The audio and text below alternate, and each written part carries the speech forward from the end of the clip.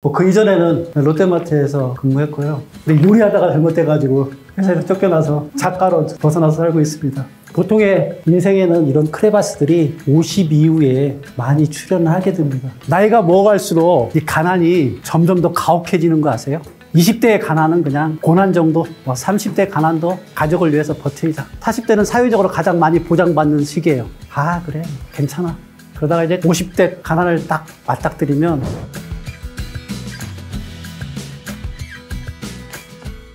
네. 인사드리겠습니다. 정선용이라고 합니다. 저 뭐 하는 사람 같아요?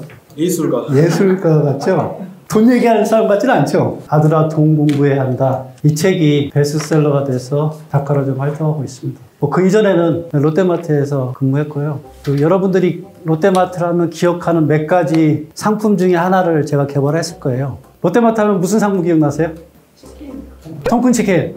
또 그 이전에 이제 미국산 쇠고기. 그리고 그 이후에 요리하다. 이 세 가지는 제가 했어요. 근데 요리하다가 잘못돼가지고 회사에서 쫓겨나서 작가로 벗어나서 살고 있습니다. 저 오늘 여러분들한테 해드릴 얘기는 슬픔을 등에 지고 가는 나이, 쉰넷. 쉰넷이 써놓고 보니까 꼭 신내 나는 나이 같은 느낌이 좀 들더라고요. 왜 이 나이가 되면 슬픔을 등에 지고 갈까? 이 문제를 인문학적으로도 풀겠지만 경제학적으로 한번 풀어서 여러분들한테 설명을 좀 해드리는 그런 시간을 갖도록 하겠습니다. 이게 사람이에요. 이게 K2라고 한 8,000, 한 2,000km 고지라고 이 정도 위치면 한 5,000 이상일 거예요, 아마. 이 정도가 되기 시작하면은 무슨 일이 벌어지냐면요. 틈이 갈라져 있는 크레바스가 막 출현하기 시작해요, 이제 그때부터. 그래서 보통의 인생에는 이런 크레바스들이 50 이후에 많이 출현을 하게 됩니다. 그래서 저는 슬픔을 등에 지고 가는 나이라고 50을 칭한 이유가 그렇게 해서 칭한 겁니다. 나이 드신 분들은 고개를 끄덕끄덕 하시고요. 나이가 젊으신 분들은 저게 뭔 소리지 갸웃갸웃 하시는 것 같은데, 나이를 드신 분들은 이 슬픔을 알아요. 한 요 정도 고지에서 혼자서 이렇게 쭉 올라갈 때 그 슬픔을 알아요. 어떠한 슬픔들이 있는가? 보통 4가지가 나오기 시작해요. 사회적 크레바스인 퇴직. 우리나라의 근로자 평균 근무하는 나이가 49.3세라는 거 아세요? 49.3세 이후에는 이제 세컨잡을 얻기 시작해요. 세컨잡이라는 건 뭐냐면 보통 이제 퍼스트잡은 정규직 같이 이런 일자리를 말하고요. 세컨잡은 아르바이트. 그래서 보통 퍼스트잡과 세컨잡의 급여 차이가 50%가 안 돼요. 그 시작점이 바로 이 퇴직에서 딱 만나게 돼요. 저도 이제 2년 됐네요. 2021년도에 딱 퇴직을 하니까 이 사회적 크레바스, 이 퇴직이 얼마나 무서운 거구나 하는 걸 느꼈습니다. 두 번째는 경제적 크레바스, 흔히 가난이라고 칭하죠. 나이가 먹어갈수록 이 가난이 점점 더 가혹해지는 거 아세요? 20대의 가난은 그냥 고난 정도. 즐기면 살 수 있어, 20대 가난. 30대 가난도 그때 이제 애가 생기고 결혼하고 그러면 가족을 위해서 버티자. 40대는 사회적으로 가장 많이 보장받는 시기예요. 그래서 직장 내에서 좀 높이 올라가니까 그래, 괜찮아.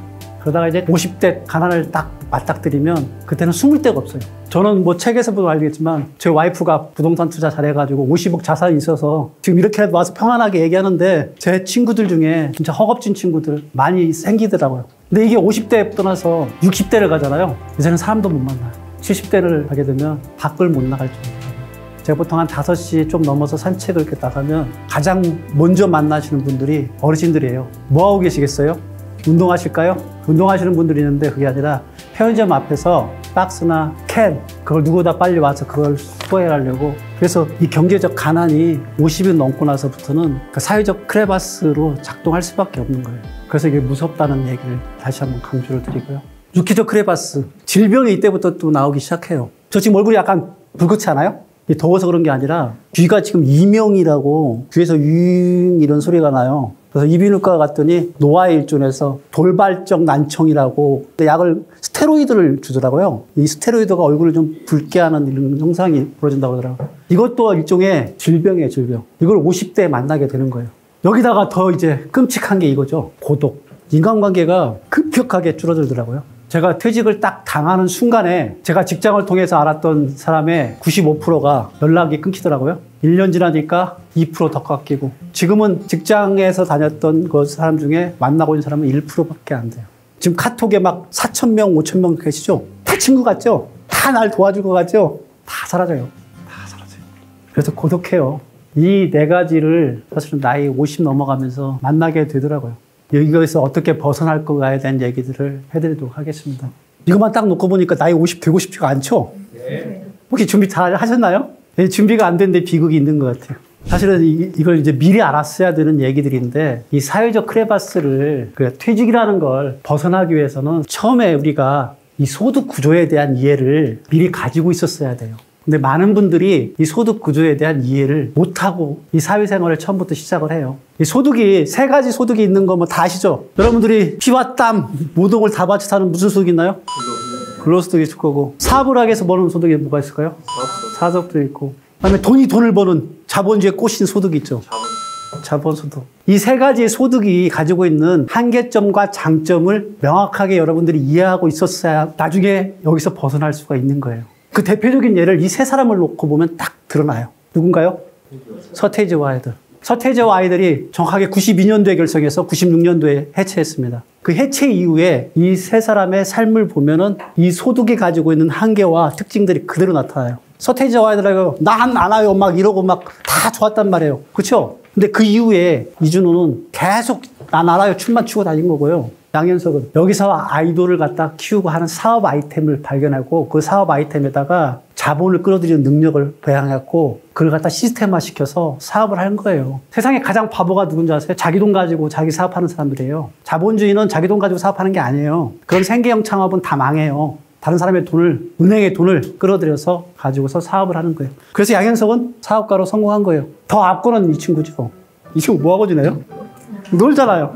노는데도 청담동 그 좋은 집에 살대요. 왜 그게 가능할까요? 이 친구는 저작권료라는 수입이 있었고 또한 저작권료의 수입 이외에 그때 당시에 벌었던 돈을 가지고서 사실은 자본에 투자를 많이 한 친구예요. 예술가이기 자본가로서의 능력도 뛰어난 친구예요. 서태지와 아이들 중에서 이 서태지가 자본가로서 거듭난 사람들하고 보면 될 것 같아요. 또 이 유사하게 자신감 있게 하시는 분 또 한 분 계시잖아요. 나훈아. 그분이 저작권료로만 해서도 월에 억 단위라고 해야 돼요? 그러니까 막 단상에 올라가서 자크 내리겠다고 막 이런 자신감이 나오는 거예요. 저번에 추석 때 그 공연할 때 봤잖아요. 찢어진 청바지 입고서 막 그 자신감 있게 어떻게 나오겠어요. 그래서 이런 소득 구조를 이해해서 근로소득을 이렇게 벌고 있을 때 이걸 이제 자해삶이라고 하는 거죠. 근로자해삶. 이 자해삶을 살 때 사업소득을 버는 사업가, 자본소득은 자본가로서의 전환을 하지 않으면은 49.3세에 무조건 다 퇴직이에요.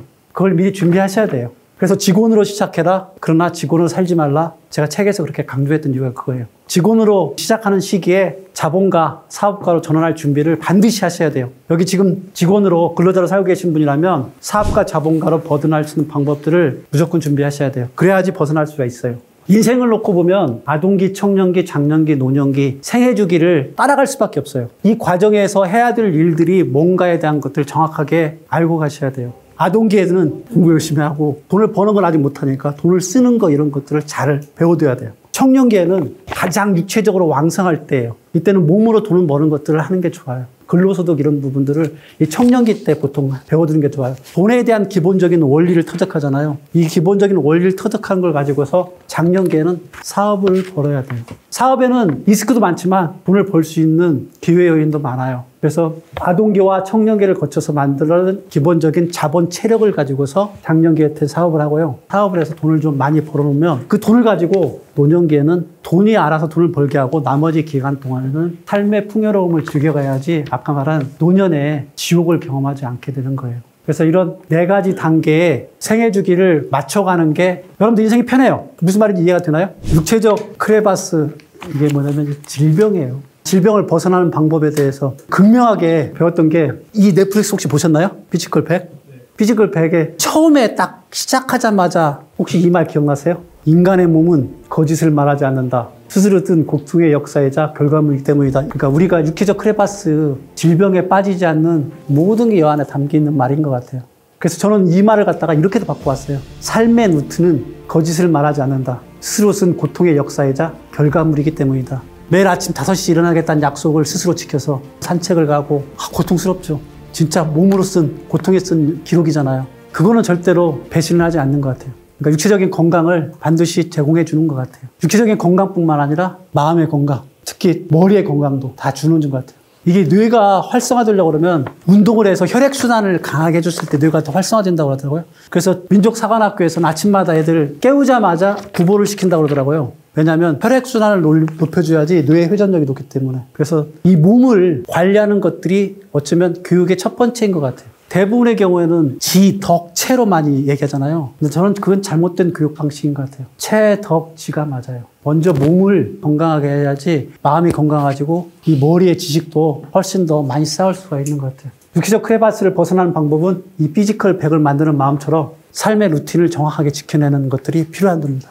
그리고 이 체력이 작동하는 원리는 힘이 있고요. 지구력이 있고 기술이 있고 투지가 있어요. 혹시 그거 아세요? 단거리 선수들을 보면 허벅지가 막 이만한 거 보시죠? 순간적으로 올라가는 힘들은 대부분 다 큰 근력에서 나와요. 그러니까 육체적으로 큰 근력을 자기가 만들고 싶다 그러면 그때 힘이 거기서 발휘된다는 걸 아시고 거기에 맞게 자기 몸에 대한 관리를 하셔야 되고요. 또 지구력은 저도 이제 지금은 몸이 이렇지만 한때 마라톤을 좋아해서 저도 마라톤 풀코스 5번도 뛰고 그랬는데 그때 필요한 건 작은 근력들이에요. 그래서 마라톤 선수들 보면 다 쫙 말라가지고 장근육만 쫙 있잖아요. 지구력은 이런 작은 근력에서 대부분 나와요. 그리고 기술을 하려고 그러면 손흥민처럼 계속 반복하지 않으면 손흥민 같이 그런 축구 기술 절대로 안 나오잖아요. 그리고 뭔가를 이루고자 하는 간절함이 있는 데서 투지가 나온 것 같아요. 이 4가지의 힘들이 작동하는 구조를 알아야지 사실은 육체적 크레바스에서 벗어날 수 있게 자기 몸을 관리해낼 수가 있는 겁니다.